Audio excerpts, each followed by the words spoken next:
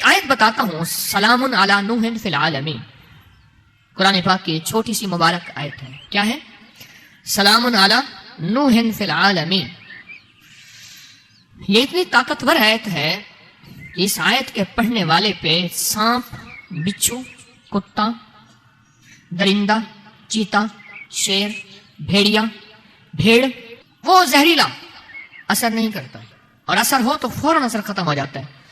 باولا کتا اور پاگل جادو، ایسا جادو جو بندے کو پاگل کر دے، اس کی حواس ختم ہو جائیں. کہا پاگل خانے میں داخل کراؤ اس کو. سلام علی نوح فی العالمین، سلام علی نوح فی العالمین. عجیب چیز ہے. حامیم لا ینصرون. قرآن میں حروف مقطعات جتنے بھی آئے ہیں، نون، کاف، ہا، یا، عین، صاد، الف، لام، میم، حامیم، عین، سین، قاف، آئے ہیں. جتنے بھی آئے ہیں ان میں حامیم سب سے زیادہ آیا ہے، اور ایک جگہ ہے کہ 7 بار آیا ہے. حامیم سب سے زیادہ آیا ہے. اگر اتنے حالات آئیں اور کہ آخر ہو جائے، اتنے حالات آئیں کہ آخر ہو جائے، اس حالات میں بھی اگر آپ زندگی کا سبق اور پیغام پانا چاہتے ہیں تو حامیم لا ینصرون کو اخیر کرنا ہے پڑھنے کی. اب مجھ سے کوئی بات پوچھتے ہیں اس کو کتنی تعداد میں پڑھا جائے؟ میں ان سے عرض کروں گا پاگل بن جائیں. دن پڑھیں، رات پڑھیں، صبح پڑھیں، شام پڑھیں، ہر حالت میں پڑھیں، ہر لمحہ پڑھیں، ہر لحظہ پڑھیں. السلام علیکم. سورۃ والسماء والطارق، اس کی آخری آیت ہے انہم یکیدون کیدا واکید کیدا فمہل الکافرین امہلہم رویدا. صرف 25 بار قرآن پاک پہ دیکھ کے پڑھ لیں، کچھ عرصہ پڑھیں گے تو یاد بھی ہو جائے گی. پڑھ کے شوہر کا تصور کریں، جس کا شوہر آخری درجے کا سخت ہو اور بہت سخت ہو، اس کو کہیں یہ اس کا تصور کرے، شوہر مرید ہو جائے گا. اور بیوی اگر سخت ہے تو بیوی مرید ہو جائے گی. لیکن یہ چند دن، چند ہفتے، چند مہینے کرنا ہے، بہت کمال عمل ہے. یہ سورۃ طارق کی آخری آیت ہے انہم یکیدون کیدا واکید کیدا فمہل الکافرین امہلہم رویدا. صرف 25 بار صبح شام حوالہ کر درود پاک 3 دفعہ.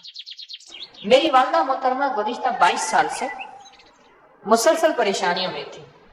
کبھی شیطانی وار، کبھی جادو، کالا علم، کبھی لڑائی جھگڑے. ہمیشہ عاملوں کے پاس جا کر، ڈاکٹروں کے پاس جا کر تھک چکی تھی. اور تسبیح خانے سے ایک لفظ ملا اور میری والدہ نے عشاء کی نماز کے بعد ایک تسبیح پڑھ لی، بس ایک تسبیح. 3 ماہ کے بعد حالات واضح ہونا شروع ہوئے، اور 9 ماہ تسبیح کرنے کے بعد اللہ کی برکت، عمل کی برکت کا ظاہر ہوا اور ہر چیز ختم ہو گئی. آج عالم یہ ہے کہ گھر میں سکون، چین ہے، راحت، رحمت، برکت ہے.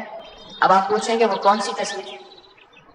وہ کہنے لگے صرف ایک تسبیح پڑھی، سوتے وقت اول آ کر 3 دفعہ درود شریف، لا خلافہ، لا خلافہ، لا خلافہ، بس یاد ہو گیا. یا لطیف ہو یا ودود.